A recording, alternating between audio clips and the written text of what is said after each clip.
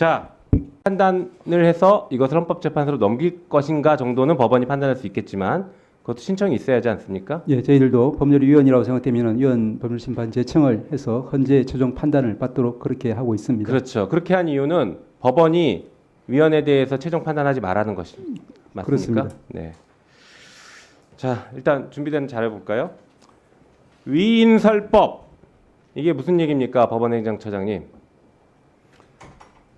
법은 법답게 운영이 되고 만들어져야지 사람을 위해서 법이 만들어지거나 운영되어서는 안 된다. 그런 취지로 저는 이해를 하고 있습니다. 네, 이해하시죠? 예. 특정한 사람을 위해서 그 사람만을 위한 그 사람에게만 혜택 주는 법을 만들지 마라.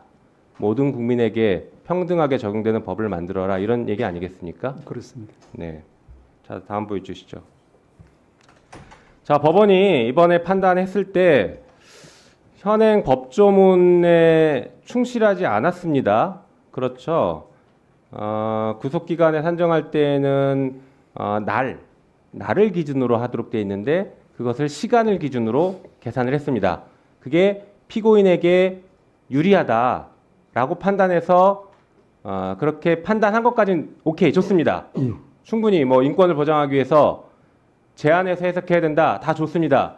하지만 있는 법을 무시해 가면서 해석을 통해서 다른 해석을 하는 것은 입법행위입니다. 해석을 통한 입법은 하면 됩니까, 안 됩니까? 위원님의 말씀하신 그 원리 원칙에 대해서는 제가 동의를 하고 다만 그 이제 해석을 통한 입법인지 아니면은 기존 이제 법률의 문헌의 한 목적적인 해석 범위에 들어가는지에 대해서는 1차적으로 그 재판부에서 판단을 한 것 같고 저희들은 말씀드린 것처럼 상급심의 판단을 받아볼 필요가 있겠다라는 입장입니다. 그래서 제가 지금 문제점을 지적하는 겁니다.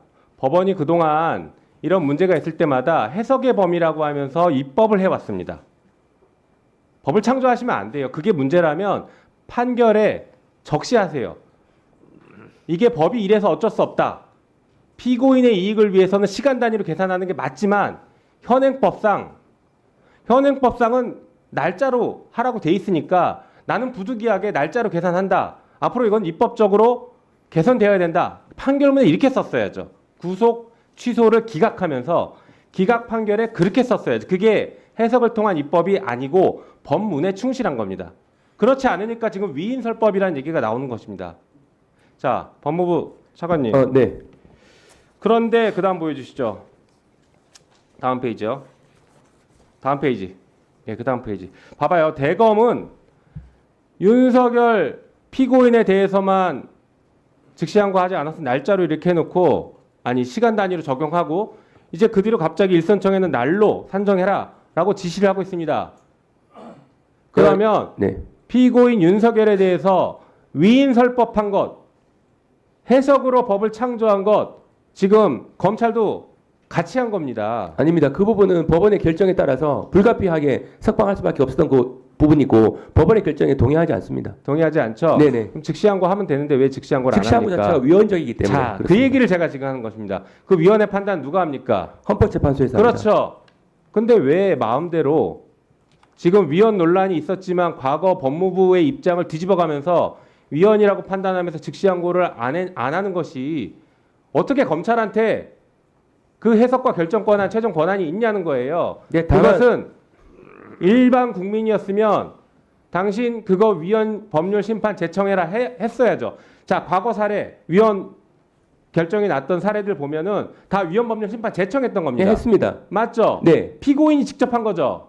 아니 법원에 했습니다. 피고인이 법원에 신청하니까 하는 것이니까. 피고인이 네. 기본적으로 법원이 자, 그다음에 예. 위헌 제청을 다음 페이지 했습니다. 보여주시죠. 보면 과거 구속 취소 결정에 즉시항고 3번 이상 했습니다. 최근에도 이거 이제 구속이 풀려났으니까 했다 뭐 그런 취지로 말씀하시는 것 같은데 네네. 지금도 즉시항고 기간 중이죠. 그렇습니다. 예. 그러면 지금 즉시항고 하면 되는 거 아닙니까? 네, 이 부분은 지금 대검에서 입장은 이제 번안 재판에서 다투겠다고 하는 취지입니다. 그리고 위원장님, 제가 잠깐만 말씀 기회를 주시면. 네. 수사 지휘하십시오. 장관이 지휘할 수 있습니다. 이거는 문제가 있다고 판단하시면 즉시항고 해라라고 지휘하셔야 됩니다. 네, 제가 잠깐 2분 정도만 말씀을 좀. 차관님, 네. 시간 드릴게요. 근데 답변을 하실 때 다른 것은 두루뭉실하게 답변하면서 김용민 의원이 왜 즉시 항고하지 않냐? 하면 위헌입니다. 네, 아니 그렇습니다. 법무부 지금 장관 대행이 헌법재판관이에요?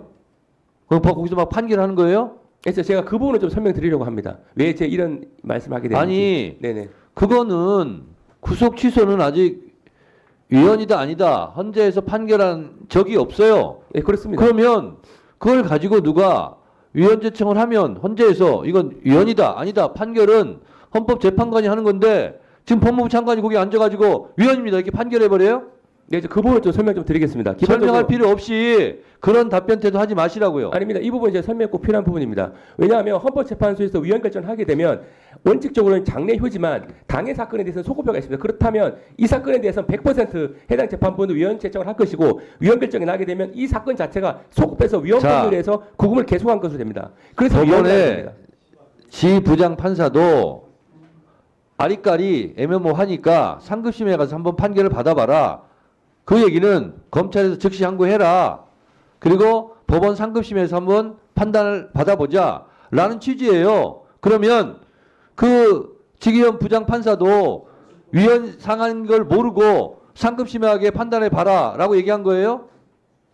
그 말이 되는 얘기를 해야죠. 아니, 결정문상으로 봤을 때 그냥 이 부분은 다투고 자. 있는 영역이 많기 때문에 좀 이게 현재로서는 석방이 필요하다 이렇게 이해를 할 수밖에 없었습니다. 법무부- 구속 취소가 법무부 상당하다고 돼 차관님, 있습니다. 아까도 말씀을 하셨다, 내가 드렸다시피 법원 판결은 부당합니다. 근데 즉시 항고하면 위헌입니다. 혼자 앉아가지고 법원 판사도 됐다가 헌재 재판관도 됐다가 북치고 장구치고 다 하시네요. 아니 이 부분은 해당 사건에 대해서 소급표가 인정되기 때문에 문제가 심각해서 말씀드린 겁니다. 검찰로서는 자, 그리고요. 제가 판사는 아니지만 백보, 청보, 양보해서 시간 도과 문제가 생겼다라고 해서 석방 조치하고 판사가 즉시 재수감해도 돼요. 그러면 되는 거예요. 그리고 내란숙의 혐의자는 사형 아닌 무기 중죄이기 때문에 보석도 안 돼요. 그리고 증거인멸 우려도 있고 저는 그 부장판사도 매우 유감인 것이 백보, 청보, 양보해서 날짜가 도과했다 할지라도 구속 사유에 충분히 해당되는 거잖아요. 그러면 시간이 도과돼서 잠시 석방합니다. 그러나 너무 사건이 유증하고 증거인멸 우려도 있기 때문에 재수감합니다. 이렇게 결정해도 되는 거예요. 그렇게 하면 안 돼요. 그렇게 하면 안 돼요. 그렇게 해도 돼요. 안 돼요. 그리고 그런 상황을 가지고 법원에서 이미 구속 사유가 되기 때문에 체포 적부심도 구속 적부심도 다 구속하라고 한 거 아닙니까? 법원에서. 법원도 앞뒤가 안 맞잖아요. 서로 판사끼리. 그리고 더 모든 걸 떠나서 법은 도덕과 양심의 최소한이잖아요. 그 내란 속의 피의자가 풀려나가지고 이렇게 석방됐어요. 그러면 국민들 생각에서 그게 잘된 일이에요? 검찰이 잘못했든 법원이 잘못했든 걸 떠나서 결과적으로 죄송하게 됐습니다라고 국민께 사과 한마디 하는 게 정상이지. 뭘 잘했다고 이렇게 뻣뻣이 앉아가지고 잘못한 게 뭐예요? 잘한 거예요? 아니 잘하고 잘못한 법에 따라서 판단한 걸 가지고 그런 식으로 비난하면 되겠어요? 적절하죠. 법에 따라 법에서도 법대로도 안 따랐잖아요.